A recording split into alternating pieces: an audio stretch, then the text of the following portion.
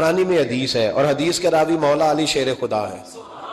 حضرت مولا علی شیر خدا کہتے ہیں ہم حضور کی بارگاہ میں بیٹھے تھے کہ بدو آ گیا دیہاتی، نبی کریم علیہ السلام اس سے فرمانے لگے یار کدھر آیا ہے؟ کہنے لگا حضور زیارت کرنے۔ حضور کا دریائے کرم جوش میں آ گیا، جب آ گئی ہیں جوش رحمت پہ ان کی نظریں، پھر جلتے بجھا دیے، پھر روتے ہنسا دیے۔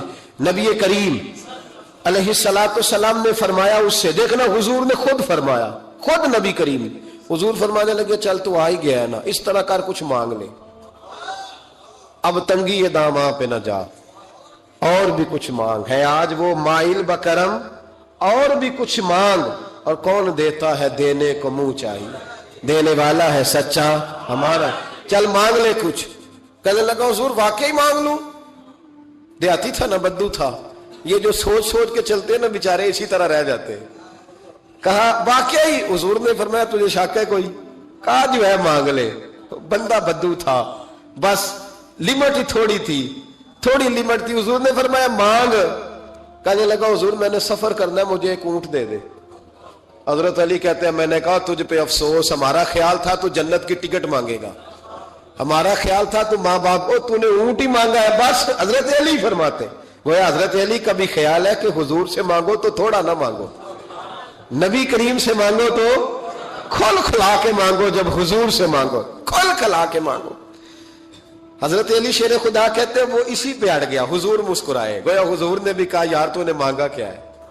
میرے محبوب نے ایک اور کرم فرمایا، کہا چل اونٹ تجھے دیا، کچھ اور بھی مانگ لے، چل کچھ اور، اب تنگی یہ داماں پہ نہ جا، اور بھی کچھ مانگ ہے آج وہ مائل باتا، چل مانگ۔ اور حضرت علی کہتے ہیں میں نے کہا اب سیانہ بنے گا، اب یہ کہے گا حضور 7 نسلوں کی جنت، تو حضور نے فوراً عطا کر دینی ہے۔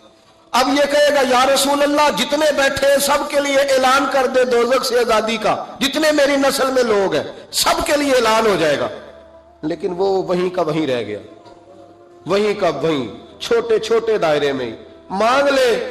کہنے لگا حضور اور بھی کچھ مانگ لوں؟ اونٹ تو میں نے لے لیا ہے۔ فرمایا چل مانگ لے، بندہ ہی چھوٹا تھا، یہ جو کہتے ہیں نا دے کچھ نہیں سکتے، اصل میں اتنے ذہن ہے بیچاروں کے، کاسا ہی کوئی نہیں، تو انہیں کیا پتا کیا کیا ملتا ہے، یہ تو اس سے پوچھے نا جس کو ملا ہے، اور جن کو ملا ہے پھر کمال ہی ہو گئی ہے، کھل کھلا کے ملا ہے۔ اور میرے ایک استاد تھے تو ان سے ایک شخص نے کہا کہ حضور فلانا مولوی جمعے پہ کہہ رہا تھا حضور کچھ نہیں دیتے، فرمانے لگے اسے ملا کچھ نہیں نا، ہم سے آ کے پوچھے ہم کیا تھے، میں گلیاں دا روڑا کوڑا تے محل چڑھایا سائیاں، ہم سے پوچھے جنہیں ملا ہے اور کس طرح ملا ہے۔ نبی کریم نے فرمایا اور مانگ لے۔ کہنے لگا واقعی دیں گے؟ فرمایا ہاں دیں گے۔ کہنے لگا جی اونٹ دے دیا تو پھر سارے سفر کا کرایہ بھی دے دیں، خرچہ بھی دے دیں، پیسے بھی دے دیں۔ حضرت علی کہتے ہیں میں نے کہا اوہو کچھ نہیں پئی، اس کی حیثیت ہی نہیں، کدھر چلا گیا؟ اب حضور نے خود یہاں محبوب کریم نے روک کے ارشاد فرمایا، حضور مسکرائے، فرمایا جا تجھے آنے جانے کا خرچہ بھی دیا۔ اب ذرا لفظ سننا، حدیث طبرانی ہے، محبوب فرمانے لگے تجھ سے تو حضرت موسیٰ کے دور کی وہ بوڑھی اچھی ہے، خود حضور فرما رہے تجھ سے تو جناب موسیٰ کے زمانے کی وہ بوڑھی۔ حضور کون سی بوڑھی؟ صحابہ کہتے ہیں ہمارے کان کھڑے ہو گئے، یا رسول اللہ کون سی بوڑھی؟ ذرا مزار کی برکت دیکھیں۔ نبی کریم علیہ السلام فرمانے لگے، اللہ کریم نے حضرت موسیٰ جب ہجرت کرنے لگے تو فرمایا موسیٰ جب جاؤ نا تو سمندر کے قریب یا سمندر کے اندر یا سمندر کے کنارے، مختلف لفظ ہیں روایتوں میں، حضرت موسیٰ کا تابوت، حضرت یوسف کا تابوت بھی دفن ہے، تو وہ تابوت بھی ساتھ لے جانا۔ یہ تو اللہ نے بتا دیا پر یہ نہیں بتایا دفن کہاں ہے۔ حضرت موسیٰ ڈھونڈتے رہے تو ڈھونڈنے کے بعد عرض کی مولا یہ بھی بتا دے وہ کہاں ہے؟ فرمایا نہیں، وہ آپ نے خود ہی ڈھونڈنا ہے۔ حضرت موسیٰ ڈھونڈ رہے ہیں کیا؟ مزار۔ کیا ڈھونڈ رہے ہیں؟ کس کا؟ حضرت، ہاں الحمدللہ یہ سنت اللہ نے ہمیں دی ہے۔ ہم جا کے پوچھتے ہیں بتاؤ حضرت خواجہ نور محمد مہاروی کا مزار کدھر ہے؟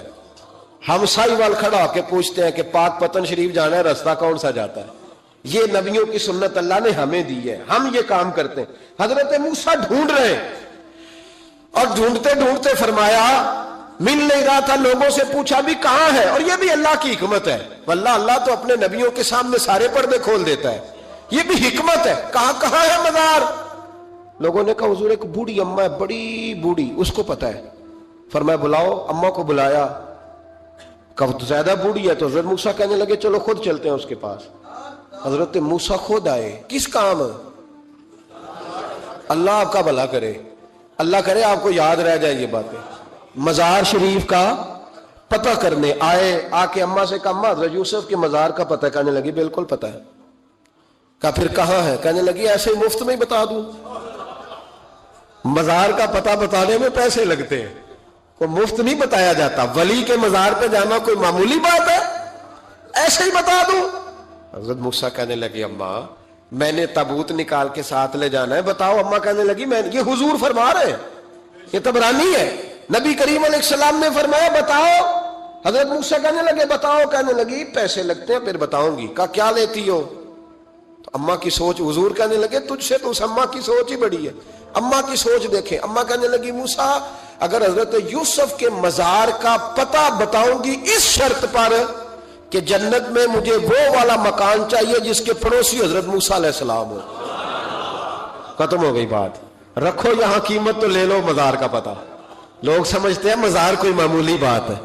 کوئی معمولی لوگ ہیں صاحب, یہ بہت بڑی بات ہے مزار کا پتہ. کہا اس جنت میں وہ والا مکان جس کے ہمسائے حضرت ہے, یعنی ادھر تسی ہو وہ تو ادھر تے کاندھ, ہاں پنجابی میں کاندھ سانجی ہوئے, پھر پتہ بتاؤں گی. حضرت موسیٰ علیہ السلام کہنے لگے اماں تو زیادہ ہی اونچی چلی گئی ہے, اس طرح کر جنت لے لے. یہ موسیٰ کا پڑوس نہ مانگ, جنت لے لے. حضرت موسیٰ علیہ السلام کی اس اماں سے تکرار ادب سے کہہ رہی ہے. یہ بات بھی اللہ نے اماں کے دل میں ڈالی, ادب سے کہتی نہیں پھر موسیٰ نہیں نا, اگر وہ مکان لینا جاؤ کسی اور سے پوچھ لو. نہیں بتاتی, ناز سے بات کر رہی ہے. 3-4 دفعہ جب کہا نا تو حضرت موسیٰ علیہ السلام کہنے لگے اماں جنت دے تو رہا ہوں. جب اماں ڈٹ گئی لینا ہے, میرے نبی پاک علیہ السلام نے فرمایا اللہ سے یوں نہ مانگا کرو کہ یا اللہ چاہے دے چاہے نہ دے. فرمایا کہا کرو مولا تو ہی تو ہمارا رب ہے, تو دے, تو نہیں دے گا تو کدھر جائیں گے. اس سے مانگو, پیار سے مانگو, شوق سے مانگو, دل جمی سے مانگو. عرض کی حضرت موسیٰ سے, تکرار کرنے لگی, ناز کرنے لگی, کہنے لگی آپ بڑے مہربان ہیں, مجھے وہی والا مکان چاہیے, وہی والا چاہیے. حضرت موسیٰ علیہ السلام اللہ کی بارگاہ میں عرض کرنے لگے مولا یہ تو ڈٹ گئی ہے, اب بتا کیا کرنا ہے. تو رب کریم نے فرمایا موسیٰ خود نہیں بول رہی, میری توفیق سے بول رہی ہے, اور میں نے ہی بات ڈالی ہے دل میں. تو اس طرح کر, تو وعدہ کر لے, میں انشاءاللہ عطا کر دوں گا. حضرت موسیٰ نے وعدہ کیا تو اماں نے ایڈریس بتایا. بتاؤ مزار کی کتنی برکت ہوئی. بیان کون کر رہا ہے؟ میرے نبی پاک. اور امام خازن نے لکھا ہے جب جناب یوسف علیہ السلام کو دفن کیا گیا نا تو دریا کے کنارے دفن کیا گیا. جس کنارے دفن کیا گیا وہاں سے پانی کی ایک چھوٹی سی نالا گزرتا تھا. کھال بنائے جاتے ہیں نا پانی کے نالے, وہ نالا گزرتا تھا. تو ان کے مزار چونکہ بنا ہوا تھا سنگ مرمر کا, تو جب گزرتا تھا تو جس طرف وہ سارا پانی چھو کے گزرتا تھا وہ علاقہ سرسبز و شاداب ہو گیا. ایک سائیڈ سرسبز ہوئی تو دوسری سائیڈ والے لوگ ناراض ہو گئے, کہنے لگے تمہارے اکیلے کے نبی نہیں تھے, ہمارے بھی ہیں, ہم نکالیں گے رات کو تابوت ادھر دفن کریں گے, ہمیں بھی تو سبزہ چاہیے نا. ہمارے کھیتوں کو بھی اسی دریا کا پانی لگتا ہے پر سبزہ نہیں, لیکن چونکہ حضرت سیدنا یوسف علیہ السلام کے مزار سے چونکہ گزرتا ہے تو تمہیں سبزہ ملتا ہے. اب فیصلہ کیا ہوا؟ امام خازن کہتے ہیں انہوں نے کہا اس طرح کرو حضرت یوسف کو وہیں رہنے دو, تو ایک اوپر سے کھال بنا لیتے ہیں, پانی سارا ادھر سے گزرے گا, آگے جا کے 2 حصوں میں بانٹ لیں گے, آدھا ادھر چلا جائے گا آدھا ادھر چلا جائے گا. کہتے ہیں جب انہوں نے بانٹا تو سارا علاقہ ہی سرسبز و شاداب ہو گیا. میرے مصطفیٰ کریم کا بھی انداز دیکھیں, یہ بخاری ہے, یہ مسلم ہے. حضرت انس بن مالک فرماتے ہیں کہ حضور علیہ السلام نے نا سرخ دھاری دار چادر لی اور حضور نے کندھے پہ رکھی. سرخ دھاری دار چادر نجران سے آیا کرتی تھی تو ذرا سخت ہوتی تھی, کچھ کپڑے سخت ہوتے ہیں نا. فرماتے حضور گزر رہے تھے تو ایک آدمی آیا بھکاری, اس نے حضور کی چادر کو پکڑا پیچھے سے, اسے طریقہ نہیں آتا نا ابھی مانگنے, چادر کو پکڑ کے نا یوں کھینچا حضور کی توجہ کرانے کے لیے, جیسے کوئی بچہ کسی وقت پیچھے سے پکڑ کے دامن کھینچتا ہے, کھینچا. حضرت انس بن مالک فرماتے ہیں کہ اس زور سے اس نے کھینچا کہ حضور کی گردن پر میں نے نشان پڑا ہوا دیکھا, نازک وجود اثر, نشان پڑ گیا.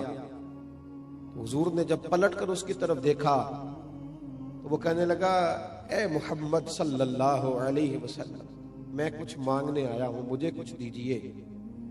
میرا تو دروازہ بھکاری زور سے بجا دیتا تو میں اسے ڈانٹ دیتا، یہ کوئی طریقہ ہے؟ خیرات لینے آئے ہو، قرضہ لینے آئے ہو؟ لیکن جب اس نے کہا نا حضور کچھ دیجئے، تو حدیث کے لفظ یہ ہیں فَالْتَفَتَ إِلَيْهِ فَضَحِكَ۔ حضرت انس کہتے ہیں قربان جاؤں، محبوب نے جب اس کی طرف دیکھا تو حضور نے مسکرانا شروع کر دیا۔ یہ بڑا مشکل کام ہے کہ کوئی گلے میں چادر ڈال کے کھینچے اور انسان مسکرائے، لیکن بریلی کے امام فرماتے ہیں جس کے گچھے سے لچھیں جڑے نور کے، ان ستاروں کی نزہت پہ لاکھوں سلام، ان کے خطبے کی ہیبت پہ بے حد درود، اور ان کی باتوں کی لذت پہ لاکھوں سلام، اور جس کی تسکین سے روتے ہوئے ہنس پڑے، جس کی تسکین سے روتے ہوئے، کہتے ہیں حضور ہلکا سا تسکین کرتے تھے، پورا مسکراتے بھی نہیں تھے، تو رونے والا ہنسنا شروع کر دیتا تھا۔ اب یہاں ایک سوال پیدا ہوتا تھا کہ وہ تسکین تو پھر حضور کبھی کبھی کرتے ہوں گے نا، یعنی وہ موج تو کبھی کبھی آتی ہوگی، تو اعلیٰ حضرت نے اگلے مصرعے میں اس کا جواب دے دیا، فرمانے لگے ایسا نہیں تھا کہ پھر لوگوں کو انتظار کرنا پڑتا تھا کہ حضور مسکرائیں گے تو روتے ہوئے ہنسیں گے، فرمایا نہیں، جس کی تسکین سے روتے ہوئے ہنس پڑے اس تبسم کی عادت پہ لاکھوں سلام۔ اس مسکراہٹ کے لیے انتظار نہیں کرنا پڑتا، بلکہ یہ تو ہر وقت بہتی رہتی ہے، یہ تو حضور کی عادت ہے، اس تبسم کی عادت پہ لاکھوں سلام۔ فَالْتَفَتَ إِلَيْهِ فَضَحِكَ، حضور نے توجہ فرمائی تو مسکرائے۔ اس نے گلے میں چادر ڈال کے کھینچا ہے، تو نبی پاک علیہ السلام نے فرمایا دو پہاڑیوں کے درمیان جتنی بکریاں کھڑی ہیں ساری ہی اسے دے دو، ساری۔ اب وہ شخص حضور کی تعریف کرنے لگا، اب اس نے حضور سے ادب سیکھا۔ ہم لوگ جب تھوڑا سا کسی کو سکھانے کا موڈ بنائیں گے، ہمارے ہاں سکھانے کا موڈ نہیں ہے، ہمارے ہاں تو آدمی کو بے ادب قرار دے دیا جاتا ہے۔ ہم کسی شخص کی تربیت نہیں کرتے، بلکہ اس کو کہتے ہیں تجھے پتہ نہیں ہے چلنا کیسے تھا، آنا کیسے تھا، بیٹھنا کیسے تھا۔ بھئی آپ پہلے سکھا لیں، تعلیم دے لیں، اس کو پہلے آپ باخبر کریں، اس کے بعد اگر کبھی جھڑکنا ہو اپنے شاگرد کو، بیٹے کو، سلسلہ طریقت میں آنے والے کو آپ تنبیہ کر سکتے ہیں، لیکن لوگوں کو اس رویے کے ساتھ۔ بڑی خوبصورت حدیث لکھی ہے قاضی اجاز رحمت اللہ تعالی علیہ نے شفا شریف میں، بڑی خوبصورت۔ فرماتے ہیں کہ ایک بدو نا حضور کی بارگاہ میں کچھ لینے آ گیا، خیرات لینے آیا، رات کا وقت تھا، تو حضور صلی اللہ علیہ وسلم نے کچھ عطا کیا۔ جب حضور نے کچھ دیا نا تو اس نے بڑی سخت بات کی، بڑی سخت بات کی۔ حضور نے کچھ دیا تو کہنے لگا کہ یا رسول اللہ صلی اللہ علیہ وسلم میں نے تو بڑی تعریف سنی تھی، معاذ اللہ ثم معاذ اللہ نقل کفر کفر نہ باشد، کہنے لگا میں نے تو بڑی تعریف سنی تھی، آپ نے تو کچھ بھی نہیں دیا۔ حالانکہ حضور تو جس کو ایک قطرہ عطا کرے اس کی تو نسلوں کی بھوک بھی ختم ہو جاتی ہے، لیکن دیہاتی تھا نا، ان پڑھ ہے، ابھی بدو ہے، آداب نہیں جانتا، میں نے تو بڑی تعریف سنی تھی، تو یہ آپ کیا دے رہے ہیں، یہ آپ نے کیا کیا؟ حضرت عمر فاروق رضی اللہ تعالیٰ عنہ موجود تھے، تو جناب عمر نے تلوار پر ہاتھ رکھا، اس بے ادب کو قتل کریں گے۔ حضور نے فرمایا عمر ٹھہر جا، جلدی نہ کر۔ حضرت عمر فاروق رضی اللہ تعالیٰ عنہ کہتے حکم پا کے میں ٹھہر گیا، تو حضور نے اس بدو کا دامن پکڑا، حضور گھر لے گئے۔ گھر لے جا کے حضور نے اسے کچھ اور دیا، فرمایا آپ کیا خیال ہے؟ کہنے لگا تھوڑا اور مل جائے تو اچھا ہے۔ حضور نے تھوڑا اور دیا، پھر اور دیا، پھر اور دیا، اب تنگی داماں پہ نہ جا، اور بھی کچھ مانگ۔ جب حضور نے بڑا نوازا نا، کہنے لگا یا رسول اللہ بس کریں، اب تو مجھ سے اٹھایا بھی نہیں جائے گا، اب نہیں اٹھایا جا۔ اور ایک روایت یوں بھی ہے کہ وہ مسلمان بھی نہیں تھا، حضور اٹھایا نہیں جائے گا، بس کریں۔ حضور نے فرمایا اب تیرا میرے بارے میں کیا خیال ہے؟ تو عرض کرنے لگا یا رسول اللہ میں نے تیز آندھی، اتنی طوفان اتنا تیز چلتا نہیں دیکھا جتنی آپ کی سخاوت تیز چلتے ہوئے دیکھی ہے۔ حضور نے فرمایا مسجد میں تم نے میرے صحابہ کے سامنے جو کہا نا، اس سے ان کے دل ٹوٹ گئے۔ یہ لفظ اگر تم مسجد میں جا کے بیان کرو گے نا تو ان کے دل جوڑ جائیں گے۔ اب اس فکرے کو سمجھیے گا جب اس نے کہا کہ حضور نے کم دیا تو دل ٹوٹے، دل ٹوٹے، یعنی محبوب امت کو یہ درس دے رہے ہیں کہ جب تم نے کہا نا نہیں دیتے تو امت کا دل ٹوٹتا ہے، اور جب تم کہتے ہو نا حضور بڑا دیتے ہیں تو دلوں میں خوشی داخل ہوتی ہے۔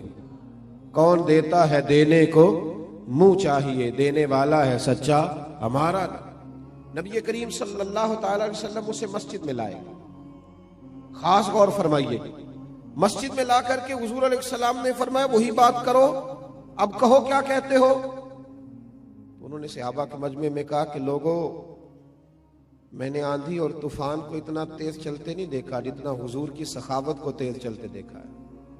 صحابہ خوش ہو گئے۔ اب یہاں حضور نے ایک مثال بیان کی جو بڑی ہی میٹھی ہے اور میرے اور آپ کے لیے بڑی تسلی کا باعث ہے۔ محبوب علیہ السلام فرمانے لگے عمر، اگر تم اسے اسی عقیدے پہ قتل کر دیتے جو اس نے پہلے بات کی تھی تو یہ دوزخ میں جاتا، اور جو اب جملے بول رہا ہے اگر اس بات پر دنیا سے جائے گا تو اللہ اسے جنت عطا کرے گا۔ حضور نے ایک مثال دی۔ محبوب فرمانے لگے میری اور تمہاری مثال اس آدمی کی طرح ہے جس کی اونٹنی بھاگ گئی تھی، اس کی ناک سے نکیل نکل گئی تھی، بہت سارے لوگ اس کو پکڑنے کے لیے دوڑے، کوئی اسے نیزہ مارتا تھا، کوئی ڈنڈا مارتا تھا، کوئی چھڑی مارتا تھا۔ اونٹنی کو جیسے جیسے لوگ پکڑنے کے لیے بھاگتے تھے وہ بدکتی تھی، آگے جاتی تھی، حتیٰ کہ وہ لہو لہان ہو گئی، تھک گئی، پریشان ہو گئی۔ محبوب فرمانے لگے پھر اچانک اس کا اپنا مالک آ گیا، اس اونٹنی کا اپنا مالک آیا اور لوگوں سے کہنے لگا پیچھے ہٹو، یہ تم نے میری اونٹنی کا کیا حال کیا۔ اس نے تھوڑا سا چارہ زمین سے اٹھایا اور جیسے ہی اونٹنی کو دکھایا وہ دوڑتی ہوئی آئی، دوڑتی ہوئی مالک کے پاس آئی۔ اس شخص نے اس کی پشت پر ہاتھ پھیرا بغیر کسی کی مدد کے، خاص غور کریں بات پر، خاص توجہ کریں، بغیر کسی کی مدد کے اونٹنی کی ناک میں نکیل ڈالی اور پھر لوگوں سے کہنے لگا تم نے بڑا ظلم کیا، میری اونٹنی کو تنگ کیا، اونٹنی میری ہے تو سنبھالنے کا طریقہ بھی مجھے ہی آتا ہے۔ گویا حضور فرمانے لگے امت بھی میری ہے، یہ امت میری ہے تو سنبھالنے کا طریقہ بھی مجھے ہی آتا ہے۔ رب حبلی امتی کہتے ہوئے پیدا ہوئے تو حق نے فرمایا کہ بخشا الصلاۃ والسلام۔ یہ طریقہ سیکھے امت کو سنبھالنے کا، یہ حضور نے ہمیں طریقہ دیا، امت کو سنبھالنے کا طریقہ سیکھے۔ کیا بہت گرجدار آواز کے ساتھ لوگوں کو سنبھالا جائے گا؟ کیا کسی شخص کو متکبر کہہ کے پھر اسے چھوڑ دیا جائے گا کہ وہ تکبر میں بڑھ جائے؟ کسی شخص کو دنیا دار کہہ کے اسے چھوڑ دیا جائے گا کہ جو مرضی کرتا رہے؟ کسی شخص کو بہت زیادہ گناہوں میں الجھا ہوا دیکھ کر چھوڑ دیا جائے گا؟ نہیں، حکمت کے ساتھ اس کا علاج کیا۔ دیکھیں نا حضور کی بارگاہ میں آ کے ایک شخص نے کہا تھا یا رسول اللہ صلی اللہ تعالی علیہ وآلہ وسلم، حضور میں کلمہ پڑھنا چاہتا ہوں، امام راضی اس حدیث کو لائیں، میں حضور کلمہ پڑھنا چاہتا ہوں لیکن میری کچھ بری عادات ہیں جو مجھ سے چھوٹتی نہیں۔ تو حضور نے فرمایا کون کون سی؟ ہم لوگوں نے تو لوگوں کو کاٹ دیا لوگوں کو، اوہ یہ نشہ کرتا ہے، رشتہ دار ہو کے بھی ہمارا کوئی تعلق نہیں، اسے اٹھاؤ کسی ہاسپٹل میں لے جاؤ تاکہ بیچارہ دوبارہ سے دنیا میں آ جائے۔ کسی سے غلطی ہو جاتی ہے تو لوگ اسے کاٹ ڈالتے، بلکہ اس طرح کرتے ہیں کہ معاشرے سے کاٹ دیا جاتا ہے۔ جب آپ پیار کریں گے، ان لوگوں کو واپس لائیں، یہ پھر سے سوسائٹی کا حصہ بنیں گے۔ امام راضی کہتے ہیں کہ اس شخص نے آ کے عرض کی یا رسول اللہ صلی اللہ علیہ وسلم، میرے اندر کچھ بری عادات ہیں جو میں چھوڑ نہیں سکتا، تو ان کے ہوتے ہوئے میں کیسے کلمہ پڑھوں؟ حضور نے فرمایا بیان کرو۔ عرض کرنے لگے یا رسول اللہ صلی اللہ علیہ وسلم، میں معاذ اللہ تعالی ناجائز فعل کا، عورتوں سے ناجائز تعلق رکھنے کا بھی عادی، حضور میں چوری بھی کر لیتا ہوں، معاذ اللہ شراب بھی پی لیتا ہوں، اور چوتھی بات یہ کی کہ حضور جھوٹ بولنے کا بڑا عادی۔ حضور ان گناہوں کی بڑی کوشش کی ہے پر یہ جان چھوٹتی نہیں، ان کی موجودگی میں کیسے کلمہ پڑھوں؟ میرے مصطفیٰ کریم مسکرائے، حضور نے فرمایا ایک چھوڑ دو گے؟ انہیں توجہ کی آپ نے میری بات، کیا فرمایا؟ بولیے گا۔ ویسے میرا مشورہ ہے جو زیادہ گناہوں میں گھرے ہوئے ہیں ایک چھوڑ کے دیکھیں. ایک بیماری کا علاج ہو جائے تو دوسری کا بھی ہو ہی جاتا ہے. ہم سب بیماریوں کے ساتھ جینا چاہتے ہیں. ایک چھوڑ کے تو دیکھنا بھائی. ایک ایک کر کے چھوٹ جایا کرتی, ایک چھوڑ دے. اس نے کہا حضور حکم کرے, میں سردار ہوں قبیلے کا, اور میں تم نے جھوٹ نہیں بولنا آج کے بعد, یہ پہلے چھوڑ دے, میں تمہیں کلمہ پڑھاتا ہوں. کہا حضور وعدہ ہو گیا جھوٹ نہیں بولوں گا. وہ کہتے ہیں جھوٹ چھوڑنے کے وعدے پر میں نے محبوب علیہ السلام نے مجھے دوا دے دی. میں نے کلمہ پڑھا, معاذ اللہ تعالیٰ پہلے دن جب میں گیا تو مجھے ایک چیز گری پڑی نظر آئی, چوری بھی نہ کرنی پڑی لیکن کسی کی تھی. جب میں ہاتھ ڈالنے لگا میرے دل میں خیال آیا, اگر کسی نے پوچھ لیا کہ بھائی میری وہ چیز تو نہیں دیکھی, تو جھوٹ تو میں بول نہیں سکتا, تو سچ بولوں گا تو چور بنا دیں گے لوگ. کہتے ہیں پہلے دن ہی وہ چوری والا معاملہ تو گیا ہاتھ سے. اب میں ذرا آگے بڑھا تو گھر پہنچتے ہی شراب کی بوتل ہاتھ میں آئی. فرماتے ہیں دل میں خیال آیا کہ شراب پی کے باہر نکلوں گا, کسی صحابی نے جن کا میں پیر بھائی ہو گیا ہوں, اگر مجھ سے شراب کی بدبو سونگھ کے پوچھا کہ تم نے شراب پی ہے, شراب پی ہے, تو جھوٹ تو بول نہیں سکتا, تو سچ بولوں گا تو کیا سوچیں گے کہ حضور کا غلام ہو کے یہ کام کرتا ہے. فرماتے ہیں رات ہوئی تو ایک خاتون کے پاس گیا, معاذ اللہ ثم معاذ اللہ منہ کالا کرنے کو. بھائیوں سننا, کہتے ہیں جب میں اس کے قریب پہنچا, ہم کلام ہوا تو وہ کہنے لگی سنا ہے تو نے کلمہ پڑھ لیا ہے, سنا ہے تو مسلمان. بھائی تجھ سے لوگ پوچھتے تو ہے نا کہ بتا تو کس کا شاگرد ہے, لوگ کہتے تو ہے نا کہ تو فلاں کا مرید بھی بنتا ہے اور یہ تیرا رویہ ہے, تو اتنے بڑے باپ کا بیٹا ہے اور یہ تیرا انداز ہے. لوگ پوچھتے تو ہے نا کہ اتنے شانوں والے نبی کا کلمہ پڑھتے ہو اور یہ طرز زندگی اپنایا ہوا ہے, دنیا کے سب سے بہترین مذہب کے ماننے والے ہو اور یہ انداز فکر ہے. رسول رحمت صلی اللہ علیہ وسلم کے وہ غلام فرماتے ہیں کہ اس نے پوچھا کلمہ پڑھ گیا, میں نے سنا. فرماتے دل میں خیال آیا کہ جھوٹ بول نہیں سکتا اور سچ بولوں گا تو کیا حال ہوگا. فرماتے وہاں سے بھی واپس آ گیا, ایک ہی دن گزرا تھا, ایک ہی گناہ حضور نے چھڑوایا تھا اور میرے سارے چھوٹ گئے. فرماتے ہیں اگلے دن میں مسجد نبوی میں حاضر ہوا تو سب لوگ باتیں پوچھ رہے تھے, میں دور بیٹھ کے محبوب کے بس چہرے کی زیارت کرتا جا رہا تھا, میں بس چہرہ ہی دیکھتا جا رہا تھا, میں دیکھتا ہی جا رہا تھا, میں دیکھتا ہی جا رہا تھا, اور میرا دل نہیں بھر رہا تھا. حضرت صدیق اکبر کہنے لگے کیا دیکھ رہے ہو؟ تو میں نے کہا اس حکمتوں والے رسول کو دیکھ رہا ہوں. بات ایک بتاتے ہیں, دنیا بھی بن جاتی ہے, آخرت بھی سنور جاتی ہے. ایک یہودی کا بیٹا نبی پاک کی خدمت کرتا تھا اکثر. یہودی کا بچہ, وہ بیمار ہو گیا, روز آتا تھا, چھوٹے موٹے کام کرتا تھا, بیمار ہو گیا. حضور نے فرمایا چلو تیمارداری کرنے چلتے ہیں. کس کی؟ جی غلام کی, نوکر کی. یہاں صاحب کہتے ہیں 5,000 روپیہ لے جاؤ, وہ بڑے احسان کے ساتھ 5,000 روپیہ لے جاؤ اور دے آنا, اور اسے کہنا سردی پوچھ رہے تھے تیرا کیا حال ہے, وہ بات ختم ہو گئی. حضور بنفس نفیس گئے اور غریب کا گھر تھا. وہ یہودی باہر نکلا جس کا بیٹا بیمار تھا, تو کہتا جب دروازے پہ میں نے مسلمانوں کے نبی کو کھڑے دیکھا تو میرے پیروں تلے زمین ہی نکل گئی. میں نے کہا حضور مجھ غریب کی کٹیا میں کیسے آئے؟ اور میں تجھے پتا ہے نا تیرا بچہ میری نوکری کرتا تھا, یا بیمار ہو گیا, میں تیمارداری کرنے آیا. وہ یہودی کہتا مجھے خیال یقین ہی نہ آئے کہ میرے گھر میں حضور, تو امیر حرم, میں غریب بے نوا, تو کجا من کجا, میرے گھر میں حضور آئے. کہتے کہاں ہے ہمارا پیارا؟ حضور وہ لیٹا ہوا ہے. صحابہ کہتے ہیں نبی پاک سرانے گئے تو اس کا آخری وقت تھا, تھوڑا سا ٹائم تھا. میرے مصطفیٰ نے فرمایا تو میری نوکری کرتا تھا, آج میں تیری تیمارداری کرنے آیا ہوں. غلاموں سنو, جو رسول اللہ کی نوکری کرے آخری وقت آئے تو اللہ کے رسول پہنچ جایا کرتے ہیں, حضور پہنچ جایا کرتے ہیں. نجم کی ہے خدا آرزو ہے یہی, عاشق زار کی آبرو ہے یہی, موت کے وقت سر ان کے قدموں میں ہو, دید ہوتی رہے دم نکلتا رہے.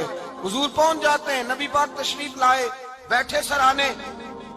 تو حضور نے جب اپنا برف سے ٹھنڈا اور کستوری سے زیادہ خوشبو والا ہاتھ اس کے بالوں میں پھیرا, آنکھیں کھولی, حضور نے فرمایا چل کلمہ پڑھ جا, چل میرا کلمہ پڑھ جا.